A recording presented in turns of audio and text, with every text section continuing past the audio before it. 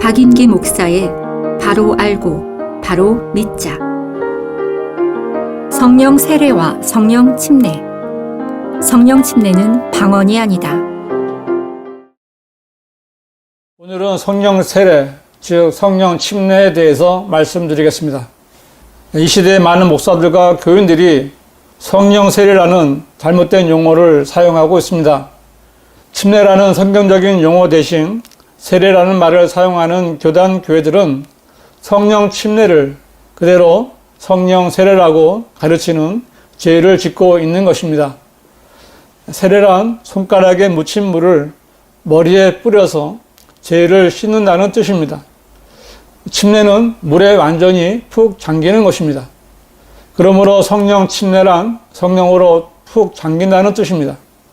그렇다면 성령 세례란 어떤 것일까요?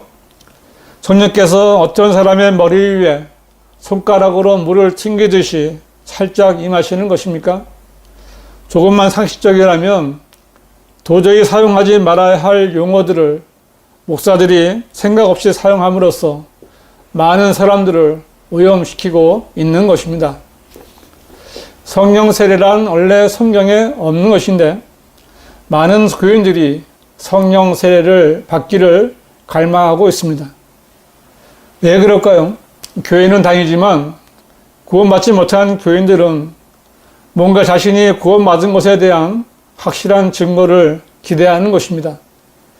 방언을 받는다거나 어떤 음성을 듣는다거나 환상을 본다거나 어떤 특별하고 이상한 현상이 자신에게 임하기를 바라는 것입니다.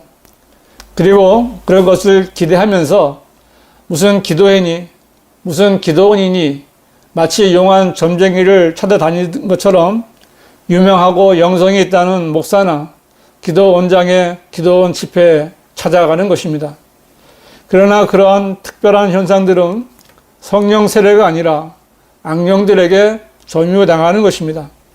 왜냐하면 성령은 그렇게 임하시는 것이 아니기 때문입니다. 제가 본 어떤 성령 세례 집회는 그 인도자가 성령을 받으라고 불러 라고 말하면서 방언 기도를 하다가 또 씩씩하고 바람 소리인지 뱀 소리인지 모를 소리를 연속적으로 냈습니다. 참여자들은 모두 손을 들거나 몸을 흔들면서 성령을 달라고 부르짖었습니다. 드럼과 전자음악 소리가 시끄러운 가운데 한참을 그렇게 합니다. 성령은 이러한 현상을 미리 아시고 그렇게 하는 것을 보는 사람들이 너희가 미쳤다고 말하지 않겠느냐라고 경고하셨습니다. 이런 이상하고 무질서한 현상들은 결코 성령의 역사가 아니라 더러운 악령의 역사인 것입니다. 이렇게 악령에 붙잡힌 사람들은 악령이 시키는 대로 미친 짓을 하는 것입니다. 이 동영상을 보시는 분 가운데 이런 것을 성령 세례 받은 것으로 여기시는 분이 있다면 오늘 이 동영상을 보시고 성경이 말씀하시는 성령 침례를 꼭 받으시기 바랍니다. 성경은 성령 침례에 대해서 무엇라고 말씀하시는지 아시고 성경대로 믿어야 합니다. 성경에는 성령 침례라는 말은 없지만 성령으로 침례를 받는다는 말씀이 있어서 성령 침례라는 용어를 사용하고 있습니다.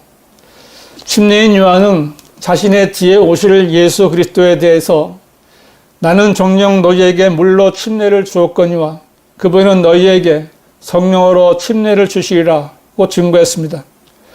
또한 예수님께서도 승천하시기 전에 사도들에게 요한은 정녕 물로 침례를 주었으나 너희는 여러 날이 지나지 않아 성령으로 침례를 받으리라고 약속하셨습니다.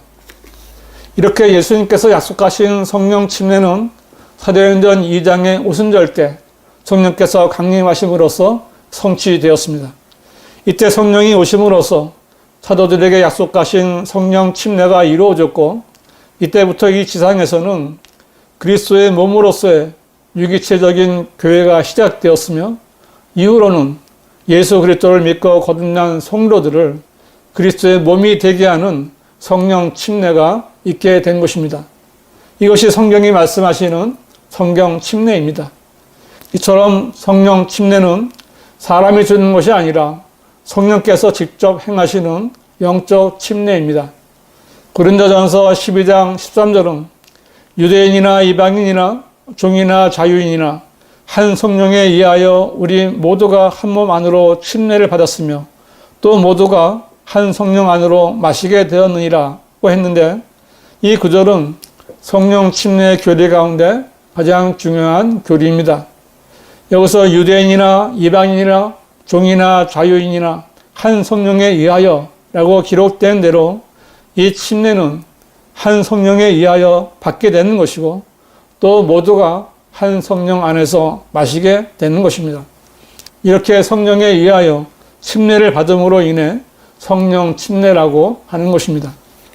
이 말씀에 의하면 유대인이나 이방인이나 종이나 자유인이나 누구든지 그리스도의 복음을 통하여 예수 그리스도를 구주로 믿고 영접하는 그때 성령께서 그 사람 안으로 들어가시는 것이 성령으로 침례를 받는 것입니다. 이때 성령께서는 거듭난 성도를 보이지 않는 그리스도의 한 몸 안으로 집어넣으십니다. 고린도전서 12장 13절에서 우리 모두가 한 몸 안으로 침례를 받았으며 라고 했는데, 이 한 몸은 보이지 않는 영적인 몸으로 그리스도의 몸을 말하는 것입니다. 고린도전서 6장 7절은 그러나 주와 합하는 자는 한 영이니라고 했는데, 이것은 거듭난 성도들에게는 성령님께서 들어와 함께 거하심으로써 주이신 하나님과 합하여 한 영이 되었다는 것을 말씀하고 있습니다. 그리스도인은 주님과 한 영이 되어 주님과 한 몸을 이루고 있는 것입니다. 그러나 은사주의자들은 이 성령 침례를 잘 모르는 자들입니다. 은사주의자들은 성령 세례가 두 번째 은혜라고 우기면서 이 두 번째 은혜가 방언이나 환상 같은 이상한 현상으로 나타난다고 믿는 사람들입니다.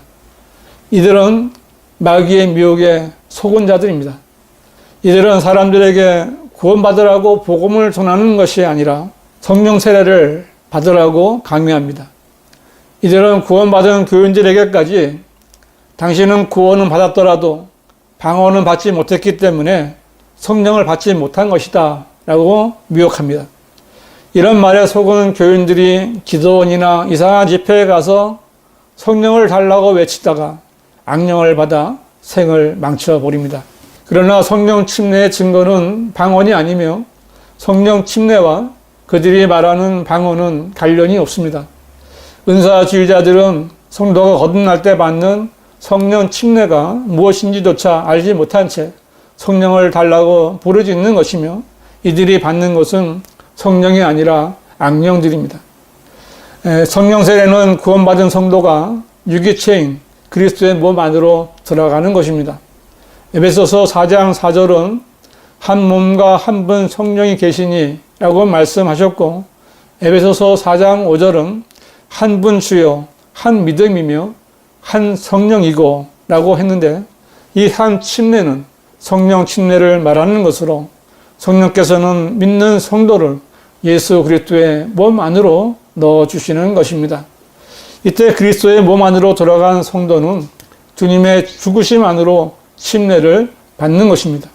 그리고 그 성도는 그분의 장사됨 안으로 침례를 받아 주님의 죽은 몸과 완전히 같게 됩니다.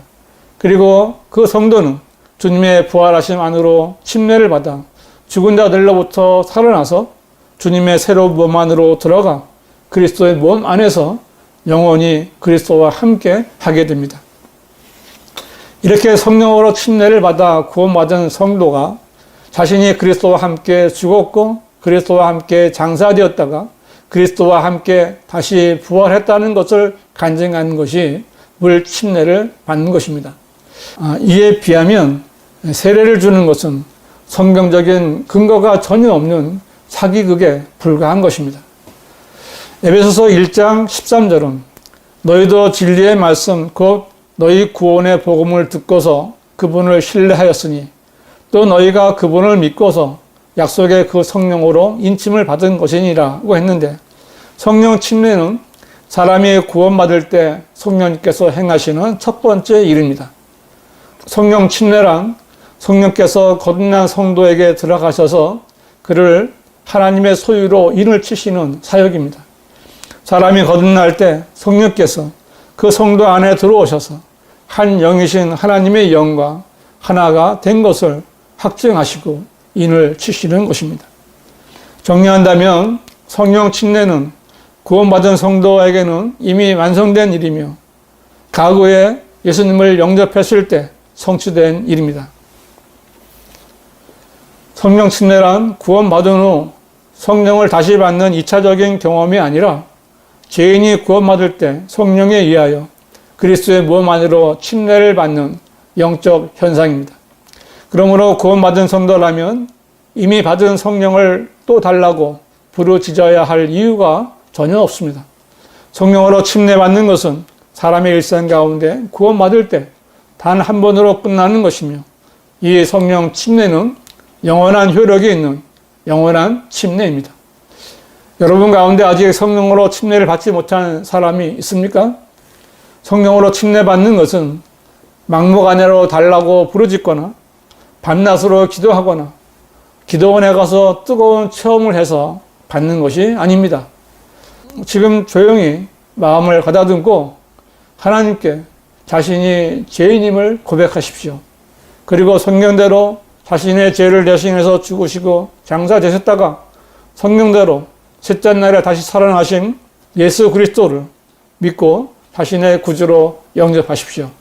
그 순간 여러분은 성령으로 침례를 받게 되는 것입니다. 누구든지 예수 그리스도를 구주로 믿고 구원받는 즉시 그리스도의 몸의 지체로서 한 몸 안으로 잠기는 성령 침례를 받는 것입니다. 누구든지 구원받았다면 모두 다 성령 침례를 받은 것입니다. 더 이상 성령 세례를 받아야 한다는 자들에게 속지 마십시오. 그들은 마귀의 종들입니다. 이제부터는 구원이나 구원의 영원한 보장에 대해서 걱정하거나 염려하지 말고 그리스도의 몸의 한 지체로서 합당한 삶을 살면 되는 것입니다. 아직까지 성령으로 침례받은 것을 모르고 구원받은 사실이 없거나 구원받았다는 확신이 없으면 유튜브에서 순천 성경침례교회 구원을 검색하시고 동영상을 보고 구원 받으십시오. 구원은 누구나 믿음으로 받을 수 있는 하나님의 선물입니다. 구원받았으면 삭제가 없고 오역이 없는 한글 킹 제임스 성경을 찾아 읽고 공부하십시오. 이제부터는 교회에만 다니는 교인이 아니라 성경대로 믿는 그리스도인으로 살아야 합니다. 지금까지 박인기 목사의 바로 알고 바로 믿자였습니다.